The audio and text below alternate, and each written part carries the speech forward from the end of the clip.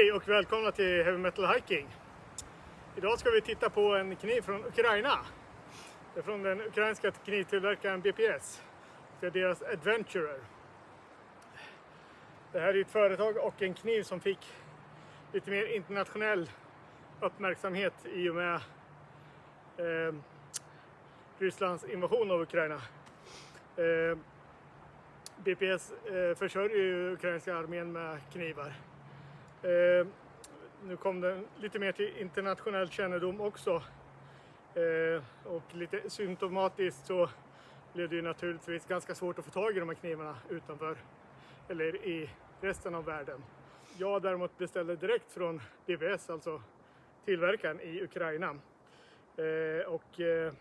Ska jag säga att visst, det tog ett tag, det tog väl en månad något att få den.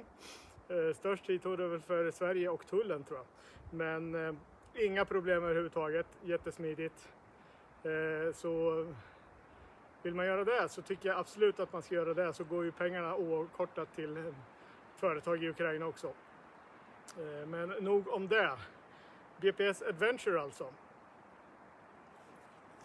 Häng med!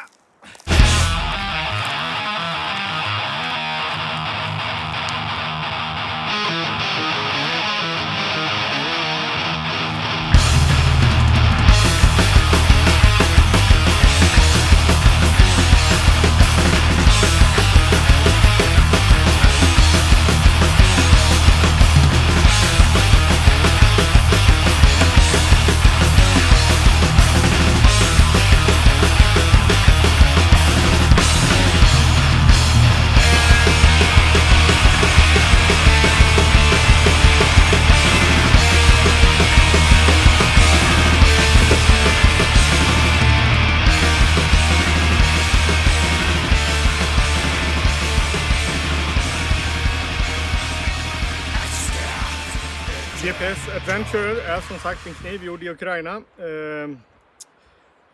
Längden, totallängd är 25 cm och bladlängden är 12 cm. Bladtjocklek på 2,8 mm, så en lite smidigare, mindre kniv så att säga. Vikten är 200 gram, så inte jättetung heller. Skållorna av trä, jag tror att det är valnöt. Stålet i kniven är 1066 kolstål, så det är väl inget jättehöggradigt kolstål, men det var det. Scandi-grind är slipad med och genomgången tange, skruvade skållor och litet lanyardhård.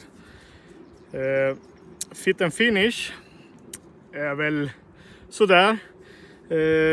Helt okej, tycker jag absolut, men en ganska billig kniv och den är handgjord och ja, det avspeglar sig, men helt okej för priset. Till kniven får man en mycket trevlig slida i skinn. Tjockt skinn, riktigt trevlig, riktigt fint gjord. Enkel söm visserligen, men ändå. Dangler gillar jag, går ju även att ha i bältloopen direkt här. Får även med ett litet tändstål som matchar kniven. Det är väl ett vanligt billigt kinesiskt tändstål i sig. Men kul att få med. Jag har inte använt det som synes. Passar väldigt bra i den här eldstålshållaren. Jag brukar ha den upp och ner, eller brukar. Tycker den passar bäst så. Den här knölen går ut lite annars. Och då bör man väl säkra det på något sätt kanske. Jag har bara haft en gummisnodd här. Men sitter bra annars också. Men när man börjar använda det så är det klart att då lossnar det mer och mer. Men väldigt trevlig och snygg. Råder det eldningsförbud i länet på grund av torkan, men så fixar vi det väl mest av akademisk betydelse, men vi gör väl ett frest i alla fall.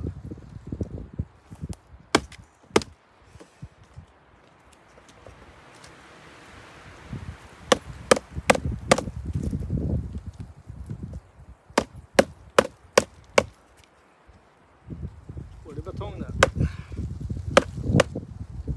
är någon sämre.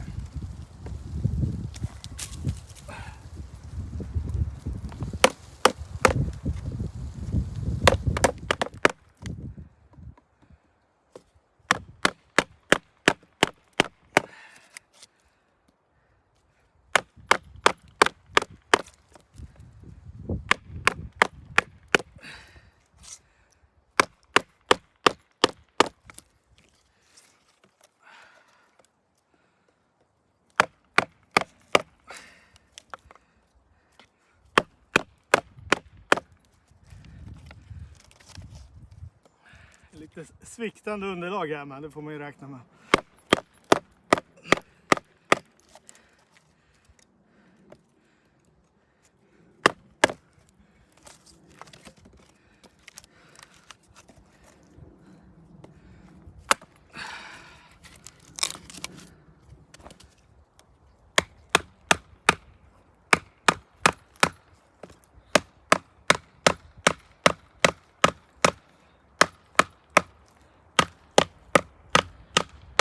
Jävla kvistar ner, så vi får se hur det här går. Tar sig förbi på sidan.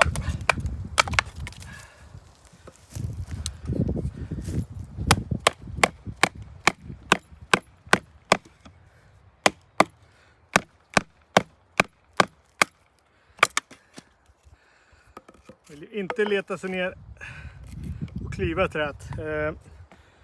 Nu är det som sagt rätt kvistigt här. Och sviktande.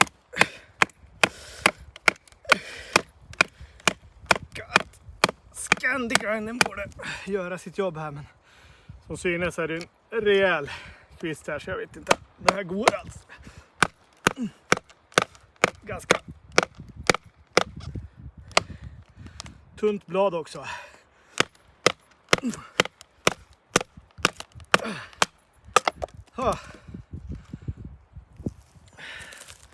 Tog sig igenom. Ja, bladet ser okej ut.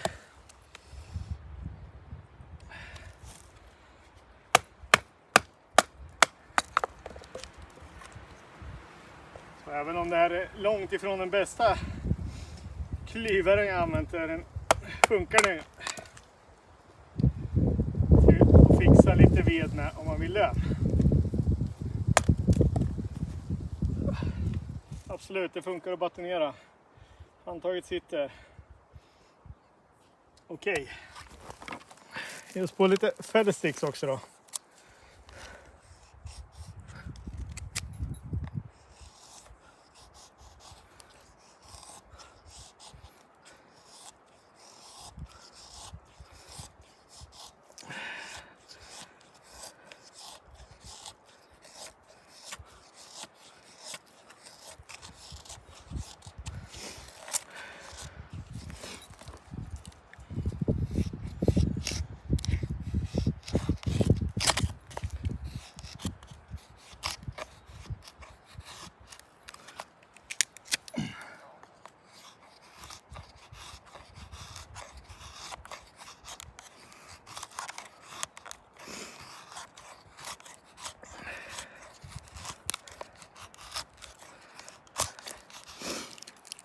Det är något jag har lagt märke till tidigare också, att den vill gärna letas in här, och det är inga jättefina curls, det gör det inte.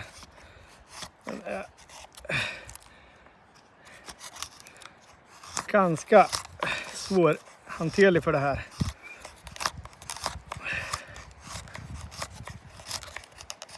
Så lite curls blir det, men inga höjdare. Här är den inte heller jättebekväm att arbeta med. Den är en vass kant eller en slipad rygg, vilket jag i och för sig gillar, men ja. Sådär.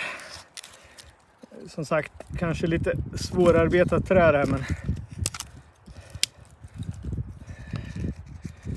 inte första gången jag är på det här med den här. Härlig kärrikträd i alla fall. Visst, det funkar. Inte mitt förstahandsval det.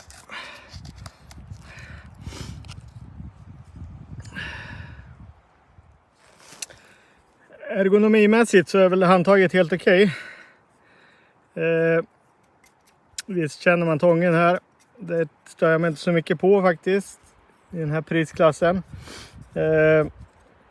Handtaget är väl kanske i minsta laget.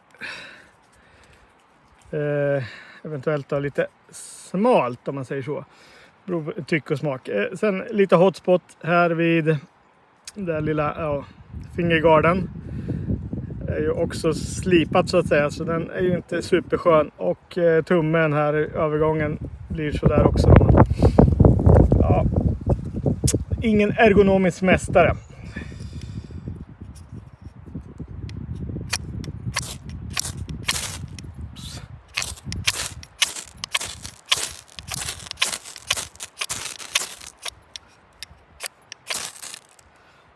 Det är svårt lite eld här.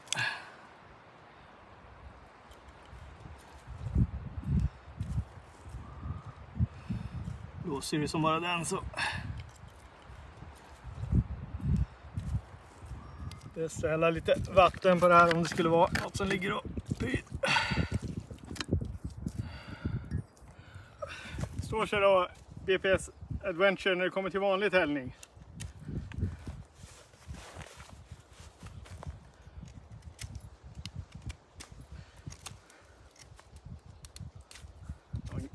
Kvist. Naturligtvis. Men med sin Scandi Grind så letar den sig igenom träet helt okej. Väldigt kvissigt här.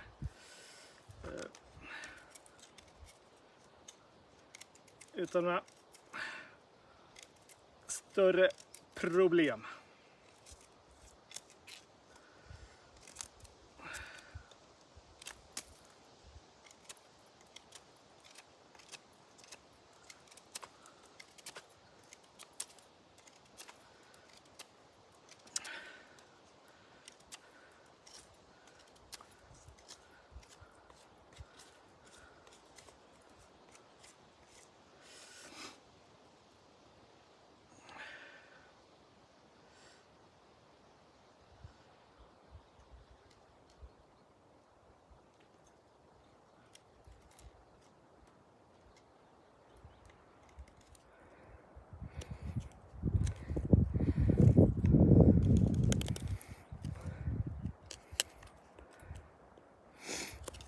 Helt okej.